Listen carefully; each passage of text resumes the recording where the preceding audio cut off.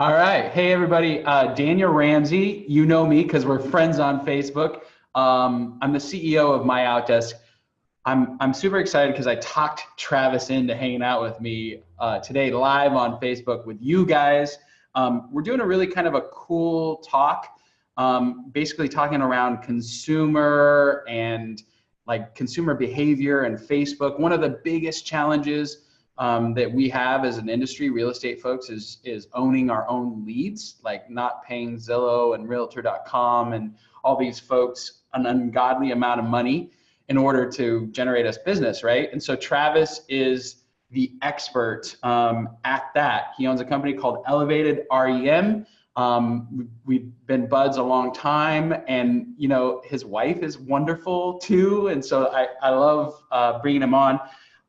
What's cool is MyOutDesk, you know, we have 1,200 virtual professionals helping real estate companies grow. And we've been in business 10 years and we've helped 5,000 clients over those 10 years. And so I've got the opportunity to look into, you know, like thousands of business real estate practices. And one thing that is always a challenge is generating listings. So if you're going to stay today, we're going to break down the right way to use Facebook to generate leads and listings with Travis. And we're giving away a bunch of free stuff too. We've got how to ask for 5-star reviews. It's an email format that's really killer. We're giving away something called the Repurpose Marketing System, which is what Travis actually, his virtual professional is in his business helping his clients and repurposing all of their content. So we're going to hear from him about how to use that. And he's giving away a bunch of cool slides with like detailed process-based, this is how you win. So Travis, thanks for being here, man. I appreciate you. Daniel, thank you. I really appreciate it. Thanks for having me. Excited to kind of share some information for everyone out here to demystify some of the Facebook myths or, you know, certain questions people might have in it. And as you said, I'm a Facebook marketing strategist for the real estate industry. Yep. I run a Facebook advertising agency, and then we have a Facebook coaching and training program. And we've seen, you know, probably, well, thousands and thousands of different types of ad accounts. And Right. we generated over 175,000 leads from Facebook, Instagram, and Messenger over the past couple of years, pretty much across the world. We run campaigns in London, Australia, Canada, Mexico, throughout the US. So we get to see what works and what doesn't work, you know, what headline gets the best engagement, what ad imagery gets the highest click-through rate, what type of targeting is going to produce the best results. So we have a unique privilege and position to be able to actually gather that data and then share it with a lot of our clients and then people that are, you know, inside the real estate space. Yeah. My goal for over the past 10 years, I started in real estate when I was about 18. I had my own brokerage. When I had no clue what I was doing when I first started out, but quickly kind of, you know, in my early 20s, got some speed and got some leverage, and we grew to about 3 different real estate companies, but sold some of those companies. But what we fell in love with at the end of the day was the marketing piece of it. And I always want to be able to share and give back what we've learned and the success we achieved from doing the same kind of marketing tactics and strategies. So hopefully today we can give a little bit more insight onto what that looks like. It was actually earlier this year, my wife and I were driving our daughter to school. It was, you know, early morning. The sun's coming up. We're just driving through our little neighborhood. And my wife says, you know, I'm going to check Facebook. She was kind of scrolling through as I'm driving. She sees this post from a local theater company that brings these big Broadway shows. And she saw that they had posted a little over an hour ago, Stomp. If you remember Stomp, the Broadway musical. Yeah. Yeah. So it said they're going to give away 5 tickets to Stomp to the first 5 callers that call in. And, you know, she said, do you think it's still around? It was posted over an hour ago. I said, yeah, you know, let's give it a shot. Why not? So she called up and they said, congratulations, you're the first caller and you won these tickets. Now, That's a little bit shocking in my world, but I knew exactly what was going on as a Facebook marketing strategist, because what happened was, that's a suppression of what's called organic reach. So it wasn't an ad. This is something that the theater company just posted. And typically, if you did that about a year or 2 years ago and said, hey, 5 free tickets to some Broadway, show, Right. they'd be gone pretty quickly, right? Maybe Right. 15, 20 minutes. Well, organic reach is where you post something on your business page, and it's not an ad, it's just a post, and Facebook will basically serve it out to the people that like your page, right? Your fans or followers. Right. Well, in January of 2018, Facebook decided to change the algorithm and free up more space inside the Facebook newsfeed. Well, for a couple of reasons. One, for more meaningful engagement with friends and family, and 2, to remove some of the organic posts to really get more advertisers, to free up more ad space inside. They wanted more money, basically, is what you're saying. They wanted to be able to make more money. Yeah. They wanted more money, and there's a fight for more ad space. There's over 1,500 different stories, right, that are posts. They're trying to compete to be inside of your Facebook news feed on a daily basis. And only about 300 of them actually make it. And out of those 300, there's going to be several of them that are Facebook ads. Yes. So knowing this and the suppression of organic reach, well, there's only a few options that you really kind of have, which is going inside the Facebook ad manager platform that Facebook gives you and creating ads, or doing a lot of Facebook Lives and being able to actually get in front of people, kind of like we are right now. You need to go to MyOutDesk.com right now and schedule a free strategy call. We call it Double My Business Strategy Session. And that's exactly what you're gonna get. You need to grow, you need to save money, and how do you do both? You do both with a virtual assistant, and you need to do this right now. A normal team member costs you $75,000 a year. That's a lot of money. Our virtual assistants, $23,000. That's over a $50,000 savings just by hiring a virtual assistant. That's every single team member that goes virtual. And last year, we saved our clients over $55 million. That's not even counting the money we made our clients through all the prospecting we do. So why haven't you scheduled a call with us? So maybe you've noticed I'm a little passionate, but let me tell you why. The Philippines has college-educated, highly skilled talent. Their internet is phenomenal. The English skills are almost perfect.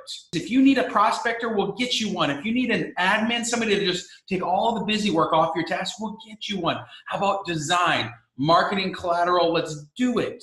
But there's a lot of poverty over there, and that's an opportunity for you because jobs aren't plentiful. When you hire a virtual assistant, you're not just giving somebody a job, you're making a tremendous difference in their entire family. And through our outreach programs, you're helping thousands more. That's the reality of it. When you hire a virtual assistant with MyOutDesk, everybody wins. And I mean everybody. You save a ton of money. You get a hardworking, loyal, educated team member. You're supporting a family and communities that desperately need your help. Why not? The risk is zero. Go to MyOutDesk.com right now and schedule your Double My Business strategy session. One perspective, Travis, and I don't know if you'll agree or not, but these companies, they're smarter than we are, right? They know how to charge us a lot of money to get out there. And I think, it's really tough to understand how to, it's not easy to advertise with Facebook, right? They make it hard, and you've kind of figured that out. Like, tell us a little bit about that. Yeah. So, Facebook's data is really what is so powerful in terms of marketing, right? They aggregate an enormous amount of data based on our keywords, our browsing habits, our emails, certain things that we're doing inside the Facebook app, what they call the Big Blue, which is the Facebook app. And they own, basically the top 4 most popular apps in the world, right? WhatsApp, Instagram, Messenger, and Facebook. These are all widely used with billions and billions of daily active users. So with that type of data and the average person spending 47 minutes a day on each one of those different types of platforms, it provides Facebook with an enormous amount of data to really predict what we're going to be doing in the near future. And one of them, for example, is traveling. So Facebook can actually predict that I'm going to be traveling to Maui in the next 6 months, right? They can say, Right. we see that you're planning a trip. We're going to start to serve you ads well ahead of time for different opportunities of the hotels to check out, airlines to check out, different places. Well, Right. the same behavioral actions online and offline are then attributed to real estate and the consumer's journey. Have they looked at Realtor.com? Did they download the Zillow app? Have they looked at Redfin online? Did they go to, Home Depot and start to get some project management ideas on how to spruce up their house to sell it soon? All of those are inside the Facebook ad platform. They're developed as actual targeting interests based on their behaviors, their actions. And then from there, what we do is we leverage historical data. So we use reports from Zillow, reports from National Association of Realtors, different types of reports out there. And that's what we call historical data. So as an agency, what we want to do is make sure that we are fishing upstream and that we're kind of ahead of the game so we can really draw circles around some of these portals and get in front of people based on those behaviors and actions before they actually get into someone else's, funnel to some degree. Right? Okay, hold on. If you're listening, I'm going to try to dumb it down. Travis is brilliant, but we talked about life event and then consumer behavior and then a targeted ad that speaks to those two kind of steps to convert leads. So that's the formula, right? So let's break that down. Like, what do you mean life event? What are what's and how would a real estate agent know what life events? Great question. So if we're breaking it down into like a framework, for instance, let's take Zillow's data that they released within the past 4 months, which they really go through an enormous amount. I mean, they're generating over 50 million leads a year. So they have some significant data to really work with. So the data that they basically published was the top influential life events that influenced people to move, right? What was the main decision that made them buy a house or sell a house? So the top one was getting married. The second one was getting separated or divorced. Yep. The third one was having a child or adopting a child. And then the last one was basically graduating from school. Those are like the top tier ones. So if we take getting married, for instance, which is a big life event. You just got married or you're newly engaged or you're a newlywed. Those are actual targeting interests inside of Facebook. So we can do what's called detailed interest targeting and say, we're going to target people in this specific zip code, ages 29 to 51, that are newlyweds in the past 6 months, that are either engaged, just got married, they're looking for bridal dresses, they're interested in wedding photography, the Knot, right, which is like a big website for registering those kind of things. Yeah. You would layer those in, and those are all life events, life decisions people are entering into, and then we layer the actual consumer behaviors. Like, so did they like or download an app for Realtor.com or Zillow or Redfin, buying a house hunting? Right.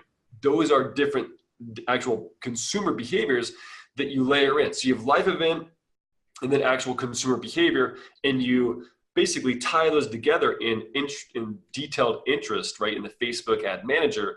That's going to define your specific audience to the life stage. So we're then going to show them an ad that is either about a new listing or an open house or a list of homes that they can download.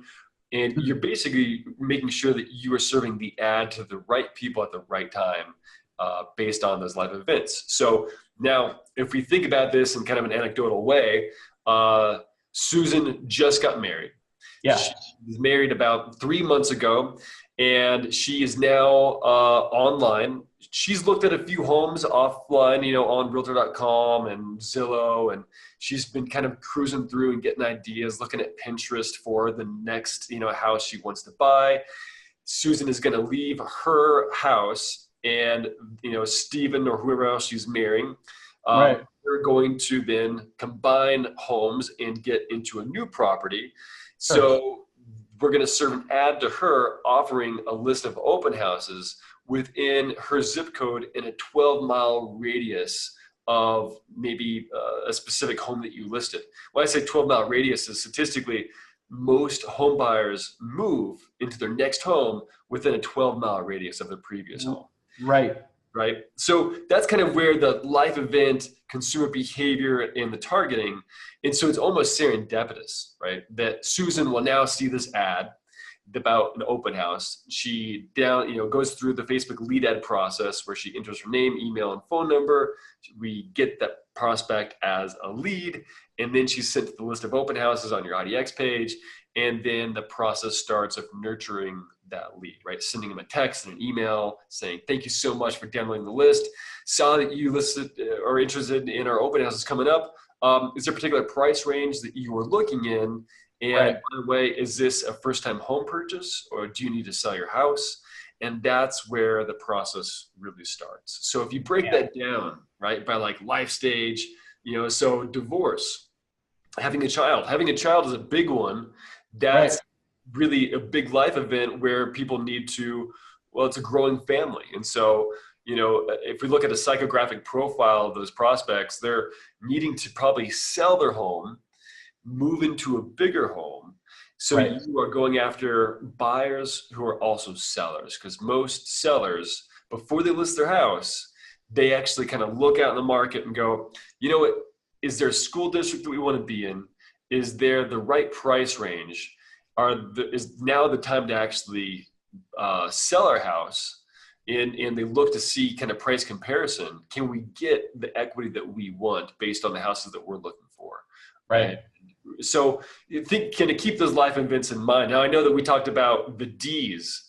Before we jump into that, real quick, so you're definitely a MyOutDesk client. I've got a bunch of questions about like Facebook, the average time to sell. We'll talk about the D's. I love the D's. But before we do that, what I love is you guys are a marketing firm and you bought some of your time back by using our folks. Talk a little bit about that real quick.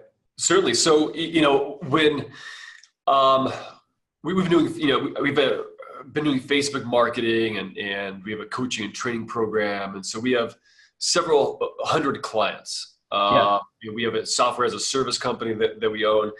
And for a long while, it was just me and a couple other people. And it was got to the point where it was like a fever pitch of basically, from 5 a.m.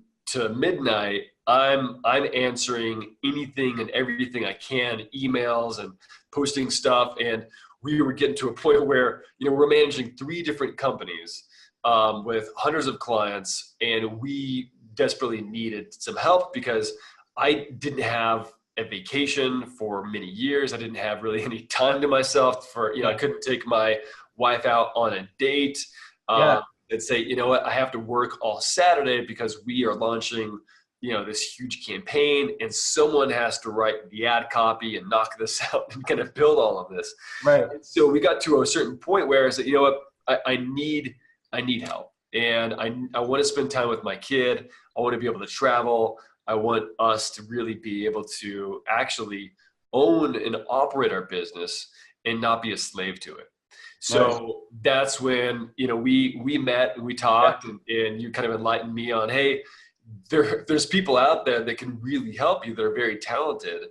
And you are basically that resource. So I started going through and really monitoring what are the actual tasks that are more of, kind of what I consider, they're the $12 an hour to $15 an hour tasks that are tying up a lot of my time that someone else can do. And then what are the $500 an hour tasks that I should focus on? right? Yeah. That I should really be executing.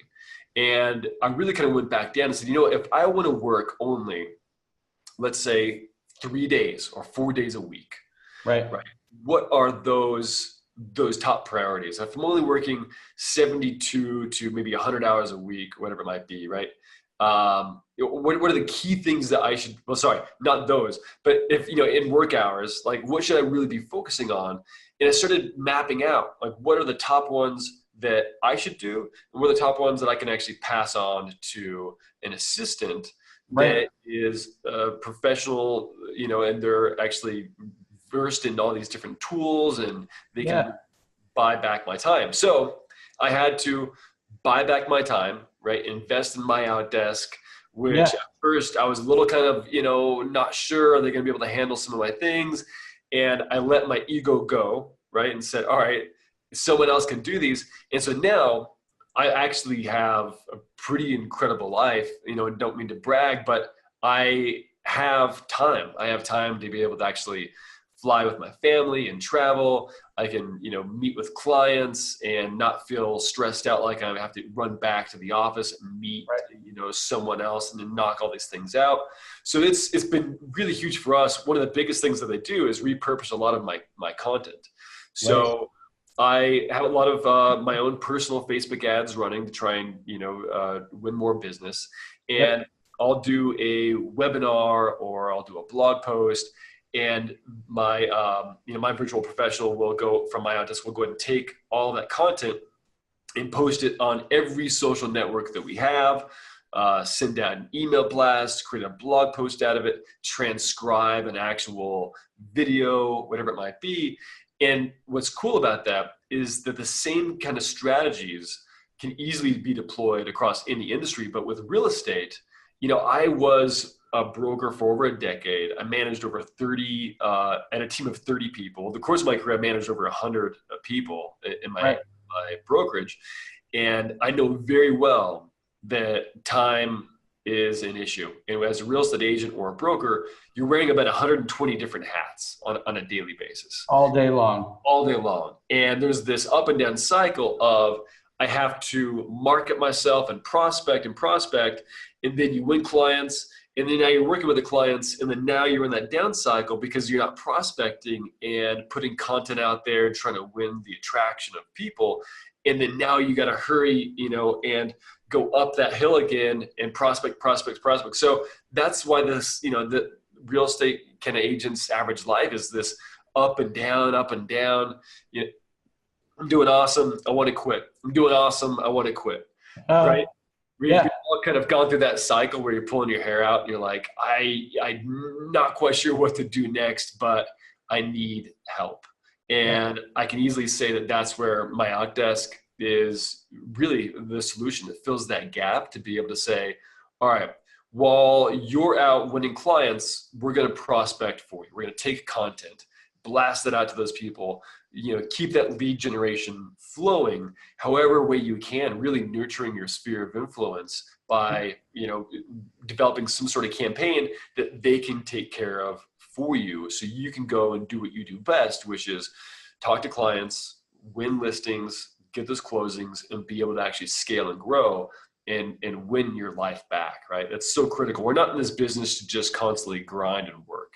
We're in this business to be able to have some sort of, well, connection to other human beings, have a, you know, positive outlook on what am I going to be doing this weekend? Can I plan a vacation? Can I spend more time and have an impact? But if you're, you know, if you're stressed out and you're kind of towards the part where you're like, you know what, I think a 9-to-5 job is probably going to be my best bet where someone else pays me, then you're probably, you know, in that perfect range of saying, you know what, I need someone actually to help me.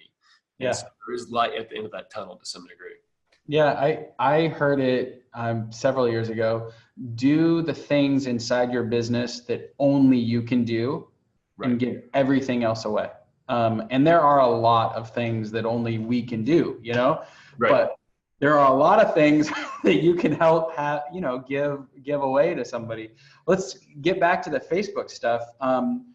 One stat that was like, whoa, the average time used to be every 7 years, somebody in the US changed their house, but now it's like 10. Like, you know, it's really extended. And I think that's a crazy thing. And we talked a little bit about the repurpose thing. So as a real estate industry, it's getting harder and harder. You know, people are staying put and not selling their house because they don't know where they're going to go. Interest rates are starting to rise. I think this is the time to double down for 2019.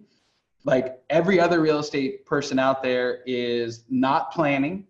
They're ready for vacation time next week. They don't have an org chart. They don't know what's the barriers are. They don't know what they're, so if you're in that space, we're going to post right here a landing page with elevated marketing on it.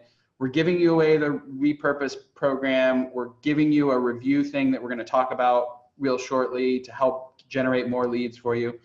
Travis has given us some of his slides with all this data, the consumer behavior and the life events and how to combine those and the data so that if you decide to do this yourself, you have a way. But really what we want you to do is request a consultation with us, have us help you figure out what your lead stuff is, who needs to be in your office, what your org chart should be. Maybe you need our help, maybe you don't. It doesn't matter. What we want to do is help you double your business. Like we want to help you grow. And I'm a real estate broker. God, I've now been licensed 14 years. I got $1 million in transactions right now, which is crazy. I just love it. I can't stop, right? And all of the folks that work here, our job is to support you in this growth trajectory. Like, do you need more leads? Do you need more leverage? What's the world that you're in and how can we support you? So jump on there, get all of our free giveaways, schedule a meeting with us, and get all Travis's stuff because it's good, man. It's really good. You know, that you hit on a key point there that you brought up about the people are spending, you know, average lifetime lived in their house before they sell is 10 years. It was 7. Yeah. And that shift, that little bit of length of time, I believe is because of the recession, right? You know, back in 2008 through 2010, there were some really big hits to a lot of people and the homeowners, and they lost a lot of equity. Now, it's interesting is that the baby boomer demographic, they own 50% of all the real estate in the US. So baby boomers, that's a pretty big demographic, and that they own a lot of real estate. So a lot of that, I believe, is that most of those homeowners didn't have the equity in their homes. They were positioned to sell. They were sitting on a lot of massive amount of equity. But then with the recession, they started focusing more on home improvements and remodeling their house and kind of staying put. Now, on the flip side of that, we're now entering into kind of a new life cycle and change where you have Gen X and millennials, you know, over 80 million strong, that are moving into the market as first-time home buyers and move up families. And what are they going to buy? Well, they're typically going to buy then the baby boomers' home. So it's this perfect balance that we're seeing right now, where a lot of those individuals, especially baby boomers, need to downsize, and they're going to start to move in that. So I think, you know, since 2008 to now, we've definitely seen that increase, but I bet that's going to actually start to shorten, and we're going to see, you know, more activity, basically a trade-off between those two demographics there. So in terms of targeting, I think if anyone's looking for listings and trying to win those listings, you should be targeting baby boomers, right? And providing them information of value, something that is going to help educate them. And what's really awesome is that with data, you can really see what do people want. So, you know, 9 times out of 10, most homeowners make at least one major repair to their house 6 months before they sell it. And a lot of the times that's just painting. So if you're to give someone a seller's guide on how to sell your house for more than it's worth, download our guide, our seller's guide, the 10 steps on how to get your house prepared and maximize, you know, every ounce of profit. and go over like, what should you do? You know, paint your house, clean it, declutter, curb appeal, all those kind of things. So focus on those prospects. During this seasonal time, it's really interesting. If you go into Google Trends and you just go into Google and type in Google Trends, you'll see a web page that pops up. Type in buying a house, and you'll see that right around the Thanksgiving and then through the holiday season, kind of around December, there's this huge uptick where basically searches for buying a house, it almost triples. Over a 5-year span, you'll see it's kind of like this chart and graph, and you'll see that there's a kind of a down, from August till around November, there's kind of a down spike. And then from around December to like mid to late January, there's a huge spike of people all over the nation searching buying a house or how to buy a house. Yes. That right there is a huge indication. If a lot of people, millions of people, are searching that keyword term during this holiday season, that's where you can enter into their mind, right, and pre-frame them that you know, and you can give them that information. You can give them that value, because a good majority of all your competition, all the other agents, are going to go kind of dormant, right, during the holiday season. And I've heard this time and time again, and believe me, I've spent over a decade in real estate sales. At the height of my career, I had 271 listings. So, I know what I'm talking about with this, which is that a lot of people, I believe that they go dormant during this kind of holiday time because they think that there's no business to be won. And it's a mindset issue. It's a mindset issue. The demand is there. You just know, you just need to be strategic about how to get in front of those people and play the long game, plant the seed. And so from now, right before Thanksgiving until around February 1st, you have this golden time to really get in front of those people. So that's Facebook ads, right? Targeting people that are interested in buying a house, looked at Zillow.com, right? Providing them information of value. You're going to then see those people in the spring be the buyers, right? Those are the actual buyers. So just keep in mind, Facebook is about playing the long game, being strategic, and really nurturing those prospects. Winning them now, right? When I say winning them, is getting their name, email, and phone number as actual leads, and then developing a relationship so they're no longer a lead, they're a prospect. And then you give, right, throughout the holiday and spring season. When you're ready, they're going to go to you. That's the opportunity that I see coming up. Yeah, I would add on to that. You're 100% right. November and December have always been my best months for real estate, like always, because everybody else would take it off. The other thing that I would say is now is when you do your planning for next year and really dive into how many leads did I get, who's on my team, what is everybody doing, like building culture, building a team, because one of the challenges we have as a real estate industry is our margins are super thin. And so you have to have everybody highly engaged. You need to make sure that your best people are focused on what they do, and they might need help. They might be overworked. I know the worst thing for a business owner is turnover. Oh my God. I mean, and you've got to plan, strategically think about what's my team need to be next year? How many leads do I need to generate? How am I going to do that? What's going to be my conversion process? Who's prospecting for me? Like all of those questions are now questions to answer for 2019. So we got the 12 Ds, man. Yeah, let's go over them. These are good. Yeah, I was just playing around with a client and we were talking about and I think, well, we've got delisted from MLS, delusional people who think they're going to sell their house themselves, FISBO buyers, divorce, death, debt, damage, disability. I've bought some drug houses, so I got drugs on there, like houses that were condemned by the city because of drugs, or so determined to move, displacement, people who are absentee homeowners. The point is, I think, and you could probably help people with this, you have to have a strategy for each of those Ds and have a campaign, and not only Facebook, but emails and a call conversation, because each of, if somebody had a death, you can't walk in and be like, hey, I'm going to get you the most money for your house tomorrow. Like Yeah. you kind of start off with like, I am so sorry for your loss, like I'm just here. I noticed that this and X, Y, and Z, and I want to make sure that you're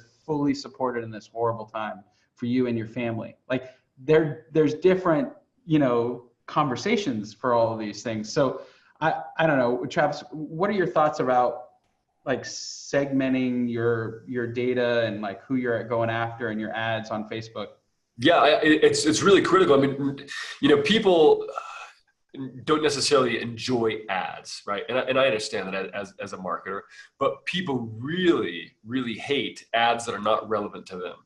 So you want to make sure that you actually have highly relevant ads specific to the actual niche that you're going after, because at that point in time, and I've heard this from actual people that from different products or ads they've seen in Facebook based on what they've done. There's a woman in her 70s that I heard her say, this is almost a sign from God. It's kind of serendipitous, right? It's just really good Facebook ad targeting that she had the right products served to her at the right time. Sure. Now, peeling back the layers of it, it's really important to make sure that you have the right ad copy, the right ad imagery that's really targeting those specific people within that life event, right, in that life stage, and that you're sensitive about it. You're not beating them over the head. Right. A good majority of the time, you should be offering some sort of item of value, right? Getting them to download a guide or some questions that they already have. So if you can use a certain creative tone in your copywriting that's focused on answering a problem that they're facing, or giving some sort of sigh of relief that there is an answer, right? It's not a silver bullet, but it's enough information that you are giving it to them. So then you're positioning yourself as the expert and authority figure. Right. So by giving value, by giving the best information that you can and becoming an educator, you're then naturally, easily going to be perceived as the authority figure in your market on whatever topic it is, right? And it could be condos, it could be probate, it could be how to manage the sale of your home during a divorce. All of those, right, are unique kind of sensitive issues during an emotional time. And we often forget that moving is an incredibly stressful time. So we want to make sure that we are not really beating them over the head with give me your business, but more of, hey, here's some value, here's some reciprocity, some experience that I've packaged in that is a quick read for you to truly understand what are the next steps to take. So really dividing all of those down and actually split testing them and saying, can I go after investors that are interested in houses that are basically 30% below market value, some old beat up drug houses, whatever it might be, that have been repossessed. You can easily win investors from it. We have a client that actually did over $3 million in sales in our coaching program just from one investor ad, winning investors that are basically focused on exactly that. So you want to make sure that your follow-up email, text, copy, all of those things are really dialed in to the actual, what we call a top of funnel ad, the actual ad that's pulling those people in your funnel. So if it's people that are moving up and they're a growing family, you want to talk to them that they are also people that need to sell and that need to buy, and that they have kiddos, right? And that they're dealing with, school and school districts and everything else that's kind of combined with, being a parent and a family. And then the same thing with divorced couples, right? You want to make sure that you're actually coming from a place of empathy. So the right message to the right person at the right time. It's really critical. That's awesome. Okay, we're going to wrap up because we've already passed 30 minutes. How much should I spend on Facebook as a real estate person? Yeah, it's $2,000 a month. Like, what do you think? Yeah, it's really what are you comfortable with in terms of your budget, and because really Facebook is about playing the long game. So we have clients that are spending $50,000 a month in ad spend. We have some clients that are spending $500 a month in ad spend. So really, it's about what can you budget for. How many leads do you want? And it's not just about leads too, right? It's also about brand awareness and keeping your brand in front of your friends and family and past clients. And Facebook did an amazing job of really being able to build a solid brand awareness in your market, so you can become kind of a rock star and make people basically perceive that you are the head figure and authority figure of that. So really work with the end in mind. How many sales do I want by the end of the year? How many leads is that going to take me? What is my past conversion rate with internet leads? Right. And put some data behind it, and then go, okay, now I know that the average cost per lead for me is going to be around $6 to $8 for a quality buyer lead. Then you can kind of map out from there based on that. So there's not an easy answer for that. I would say that the average person in our Facebook coaching and training program is spending around $400 to $500 a month in ad spend. Our agency clients are definitely a little bit more above that, because they're typically bigger teams and bigger organizations. And they have a lot of mouths to feed and keep happy. So there's a lot of leads that really pump through there. So there's not a magic answer. It's really about what do you want to get out of it, and understand that Facebook is about playing the long game. It's not for instant wins that I'm going to get a lead that's going to be a buyer in the next 6 or 10 days. We're talking about 6 to 8 to 9 months. And when you do that, you will see some great rewards. And can keep this in mind as you enter into that space. Loan Depot, Quicken Loans, these are companies that spend millions of dollars in Facebook advertising. Now, they buy leads from other Facebook advertisers, and they buy the leads. They'll pay top dollar, $500, $600, $700 for the leads that are the oldest leads. The leads that are 6 months, 8 months, 10 months, 12 months old. Now, the reason they pay top dollar for those are because they know that those people raised their hand from some sort of ad months and months ago, and now they've moved through their decision cycle. They're now ready. They're now ready. So keep that in mind when you're doing your Facebook advertising and your campaigns, and you're planning what you should do, because it's about playing the long game. Right? Awesome. Facebook's algorithm is so smart, it can predict what they're going to do in the future. And if you quit only 2 months or 3 months in, you're giving up on an opportunity for the future, right? For future wins. So just keep that in mind. I love it. Travis, you're awesome. Guys, visit our website. It's linked right here. We're going to get you that repurpose thing, Travis's slides, and a consultation. If you want to grow, MyOutDesk wants to be there to help you. Travis, again, thanks for all your time, your expertise, and your care for our people, man. I appreciate you. Yes, happy to be here. Thank you for having me. It was great to actually chat back and forth. I think we could do this for another 5 hours. Yes, we could. All right. Thanks, man. Have a great day. Thank you. Bye, everyone.